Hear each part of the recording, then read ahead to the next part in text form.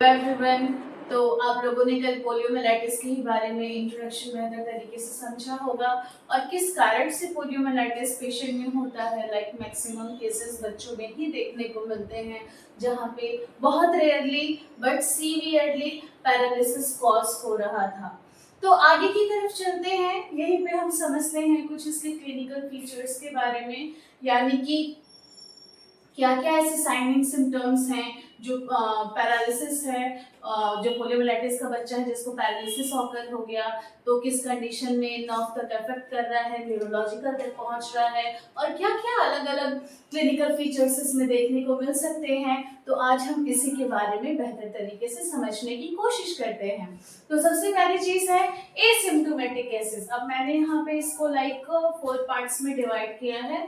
सो asymptomatic cases, अब इसके नाम से ही आप लोगों को बेहतर तरीके से समझ में आ रहा होगा, यानी कि जो सिम्टम्स हैं वो विजिबल नहीं है। अब ये केस लाइक हिंदी में भी मेंशन है, लक्षण रहित होता है, यानी कि जब वायरस ने अटैक किया, पोलियो कॉज हुआ, तो वहां पे पेशेंट में किसी भी प्रकार का लक्षण नहीं दिखता है और रिकवरी भी लाइक 2 से 4 दिनों में अपनी प्रॉपर तरीके से रिकवर हो जाती है।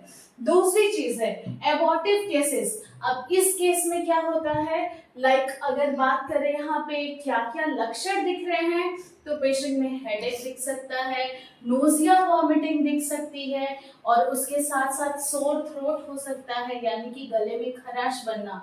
तो इसको याद करने के लिए आप लोग समझ सकते हैं लाइक जो फ्लू लाइक स्ट्रक्चर्स होते हैं ना, वो सारी चीजें इस वाले केस में देखने को मिलेगा, और इसकी भी रिकवरी लाइक कुछ दिनों में हो जाती है, बहुत ज्यादा ये खतरनाक रूप नहीं लेता है। ओके, तो यहाँ पे मैंने क्या बताया, लाइक फ्लू लाइक जो सिम्टम्स हैं, साइंस हैं, वो देखने को मिलेगा, जैसे कि गले में खराश है, नोजिया वॉमिटिंग हो रही है, हेडेक हो रहा है, मसल एक हो रही है, मांसपेशियों में दर्द होना जिसे बोलते हैं। तो ये सारी चीजें इस फेज पे देखने को मिल रही है। आफ्टर दैट अगर बात करें नॉन पैरालिटिक केसेस, अब इसको थोड़ा समझने की कोशिश कीजिएगा, यानी कि नॉन पैरालिटिक यानी पैरालिसिस कॉज नहीं हो रहा है, तो अब हम उस केस के बारे में बात करेंगे। तो नॉन पैरालिसिस में ये तो सिम्टम्स कॉमन है, ठीक है, देखने को मिलेगा, बट स्पेसिफिकली यहाँ पे कौन से ऐसे सिम्टम्स हैं जो देखने को मिलेंगे, तो मैंने स्टिफनेस मेंशन की है। लाइक नेक में जो सर्वाइकल रीजन है वहां पे स्टिफनेस देखने को मिलेगा, उसके साथ साथ जो बैक रीजन है यानी कि जो लंबोसेक्रल वाला रीजन है, वहां पे पेशेंट कंप्लेन करता है कि एक अकड़न महसूस हो रही है, एक प्रकार का जकड़न महसूस हो रहा है। उसी के साथ साथ जो पैर है वहां भी स्टिफनेस पेशेंट फील कर सकता है, और ये नॉन पैरालिटिक केस है, इस चीज को याद रखना है। रिकवरी कुछ वीक्स में हो जाती है। अब आते हैं लास्ट केस, यानी कि जो पैरालिसिस केस होता है, और वही सबसे सीवियर केस होता है, बट बहुत रेयरली पेशेंट्स में देखने को मिलता है। हाँ, ठीक है, क्योंकि आप सभी को पता है ये जो पोलियोमाइलाइटिस के केसेस हैं अब बिल्कुल नहीं देखने को मिलते हैं, पहले ये सारी चीजें थी। तो यहाँ पे पैरालिसिस कॉज होगा। अब पैरालिसिस कॉज होगा यानी कि जो पोलियो का वायरस है वो पर्टिकुलरली अटैक करेगा नर्व पाथवे पे, उसके बाद सीधे वो कहाँ पहुंचेगा, सेंट्रल नर्वस सिस्टम पे, और उसके बाद समय के साथ वो इन्फेक्शन फैलाता है, और उसके बाद पेशेंट में क्या हो सकता है, पैरालिसिस ऑकर हो सकता है। और मोस्ट कॉमनली जो मोस्ट अफेक्टेड एरिया होता है लाइक वो लोअर लिम्ब होती है। अब उसके लिए मैंने कल आप लोगों को लाइक ब्रेन और स्पाइनल कॉर्ड में कुछ डिविजन्स बताए थे, पीएनएस के बारे में बताया था, सीएनएस के बारे में बताया था, तो वहां से उसको आप बेहतर तरीके से समझ सकते हैं। और अगर आपने इसको नहीं समझा है तो पहले प्रीवियस लेक्चर देख लीजिए, आफ्टर दैट यहाँ से आप कंटिन्यू कीजिएगा। उसके बाद चलते हैं, अभी लेक्चर खत्म नहीं हुआ है, अभी हम उसी के बारे में बात कर रहे हैं। तो अब यहाँ पे थोड़ा सा हम इसको अलग अलग सिस्टम्स को रिलेट करते हैं। तो सबसे पहली चीज है लक्षण में ही फ्लू जैसे लक्षण दिखना, अभी मैंने इससे पहले आप लोगों को बताया था। तो सबसे पहला लक्षण याद करने के कुछ टिप्स एंड ट्रिक्स हैं, तो आप इस प्रकार भी याद रख सकते हैं। तो क्या हो सकता है, फ्लू लाइक लक्षण जैसे कि सोर थ्रोट यानी कि गले में खराश होना, नोजिया वॉमिटिंग होना, हेडेक होना, मसल एक होना, बॉडी में पेन बने रहना, ये सारी चीजें क्या है, फ्लू लाइक स्ट्रक्चर है, जैसे कि आप लोगों ने इससे पहले फ्लू पढ़ लिया है, तो आप लोग बेहतर तरीके से उससे कोरिलेट कर सकते हैं। तो यहाँ पे पेशेंट इसके अलावा भी आप कुछ साइन एंड सिम्टम्स तो आपको बेहतर तरीके से याद होंगे जो आप इसमें कोरिलेट कर सकते हैं। जैसे पेशेंट थका थका महसूस करेगा, फटीग होगा, भूख कम लगेगी, वीकनेस हो सकती है, वेट लॉस हो सकता है, ये सारी चीजें कोरिलेटेड है। आफ्टर दैट पेशेंट में डाइजेस्टिव इश्यूज देखने को मिलेंगे। अब डाइजेस्टिव इश्यू की मैंने बात की तो यानी कि पाचन तंत्र से जुड़े हुए जो भी ऐसी दिक्कतें हैं, तो पाचन तंत्र की बात हुई यानी कि जैसे पेशेंट को नोजिया, जी मिचलाना, वॉमिटिंग यानी उल्टी, उसके साथ साथ पेशेंट कंप्लेन कर सकता है कि लाइक पेट में दर्द बनी रहती है, उसके साथ साथ डायरिया, अब आप सभी को पता है जो दस्त जिसे हम बोलते हैं, तो ये सारी चीजें कहीं ना कहीं डाइजेशन से रिलेटेड है, तो आप उसके थ्रू इसको बेहतर तरीके से याद रख सकते हैं। आगे की तरफ बढ़ते हैं तो बात करते हैं ब्रेन एंड स्पाइनल कॉर्ड में क्या ऐसी दिक्कतें देखने को मिलेंगी। तो सबसे पहली चीज आप सभी को पता है पोलियोमाइलाइटिस एक प्रकार का वायरल इन्फ्लेमेशन है। अब इन्फ्लेमेशन है तो ऑब्वियसली जैसे ही ये हमारे स्पाइनल कॉर्ड में पहुंचा, ब्रेन तक पहुंचा, ऑब्वियसली इन्फ्लेमेशन कॉज करेगा, और जब इन्फ्लेमेशन कॉज करेगा तो सूजन तो कॉमन है जो देखने को मिलेगी। अब जब ब्रेन में और स्पाइनल कॉर्ड में स्वेलिंग कॉज हो गई है, आफ्टर दैट यहाँ पे कुछ सिम्टम्स हैं जो पेशेंट में देखने को मिल सकता है, जैसे सीवियर हेडेक।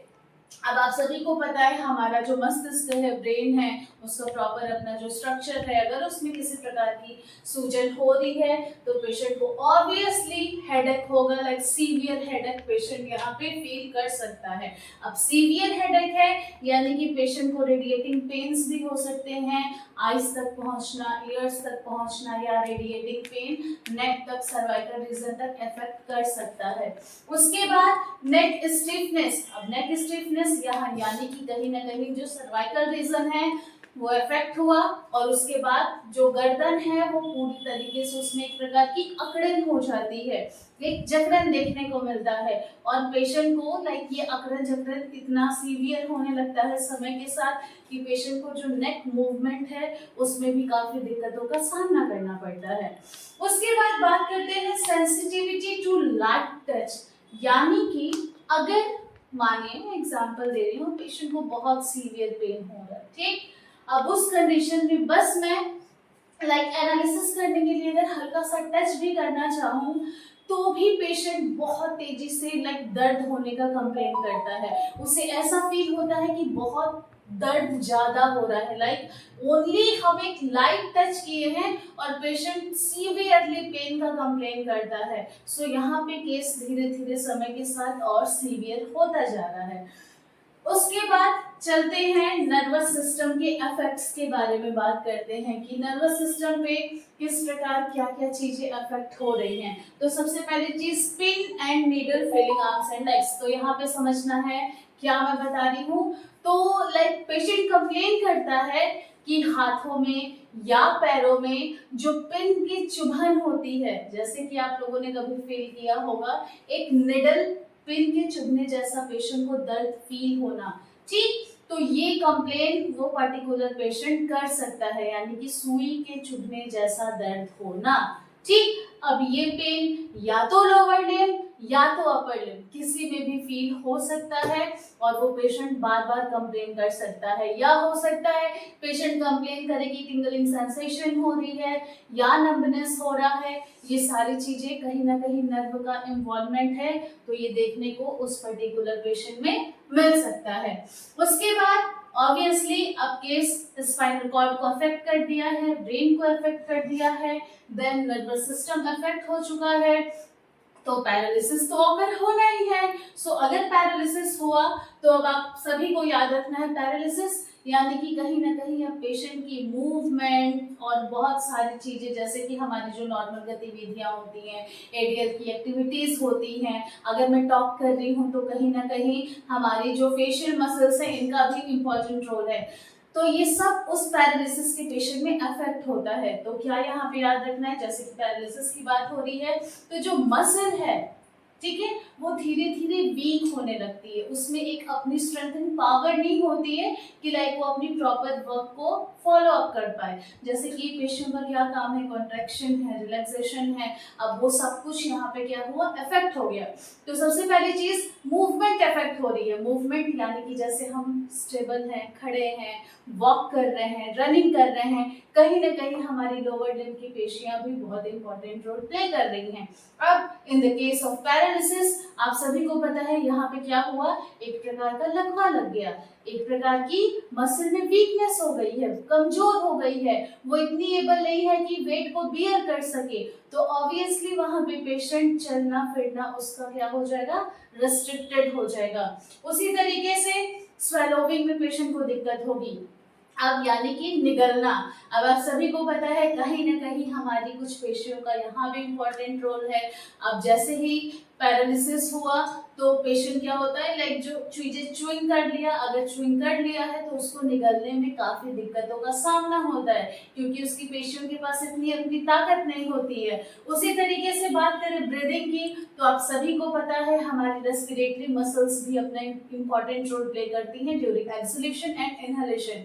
अब क्या होता है, जैसे कि जब हम सांस ले रहे हैं या सांस छोड़ रहे हैं, चूंकि इफेक्ट मांसपेशियों तक पहुंचा है, मसल्स अफेक्ट हुई हैं, ऑब्वियसली वहां पे भी पेशेंट को क्या होगा, इन दिक्कतों का सामना करना पड़ सकता है। यानी कि सांस लेते समय, सांस छोड़ते समय पेशियों का ही वर्क है और वही वर्क क्या हो जाएगा, समय के साथ साथ अफेक्ट हो जाएगा। और last but not the list, speaking difficulty होती है। यानी कि अब हमारे फेस पे बहुत सारी मसल्स होती हैं, आप सभी को थोड़ा बहुत मैंने एक्सप्लेनेशन में बताया होगा, जैसे नजालिस होती है, ऑर्बिकुलरिस होती है, ओक्युलरिस होती है, मेंटालिस होती है, ठीक है। तो ये सारी लाइक बहुत सारी पेशियां हैं, मैं कभी स्पेशली इसकी क्लास अलग से बनाऊंगी। तो ये पेशियां कुल मिला के हमारे फेशियल एक्सप्रेशन में बहुत इंपॉर्टेंट रोल प्ले करती हैं।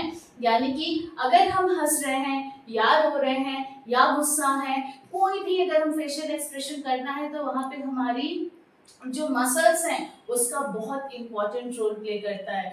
तो इस कंडीशन में चूंकि मसल्स अफेक्टेड है, नर्व्स अफेक्टेड है, अब पेशेंट की पेशियों में इतनी ताकत नहीं है कि वो क्या कर सके, च्युइंग कर पाए, या हंसने की जो एक एक्सप्रेशन होती है वो एक्सप्रेशन भी यहाँ नहीं दिखेगी। तो कुल मिला के क्या होगा, जो बोलना है, स्पीकिंग है, ये भी कहीं ना कहीं धीरे धीरे समय के साथ साथ इफेक्ट होने लगती है। और आप सभी को पता है फेस में भी ऐसी बेल्स पाल्सी, फेशियल पाल्सी देखने को मिलता है, जिसमें लाइक ड्रूप हो जाती है आईलिड, उसी तरीके से माउथ का एक कॉर्नर नीचे की तरफ हो जाएगा, और पेशेंट चूंकि वो स्वेलो नहीं कर पा रहा है तो सलाइवा भी माउथ से बाहर की तरफ निकलता रहता है। तो आई थिंक आप लोगों ने पोलियोमाइलाइटिस से जुड़े हुए क्लिनिकल फीचर्स को, साइन एंड सिम्टम्स को बहुत बेहतर तरीके से समझ लिया होगा। अगर इंफॉर्मेशन बहुत अच्छी लगी हो तो आप अपने चैनल को सब्सक्राइब कर दीजिएगा। आज के लिए इतना ही, धन्यवाद।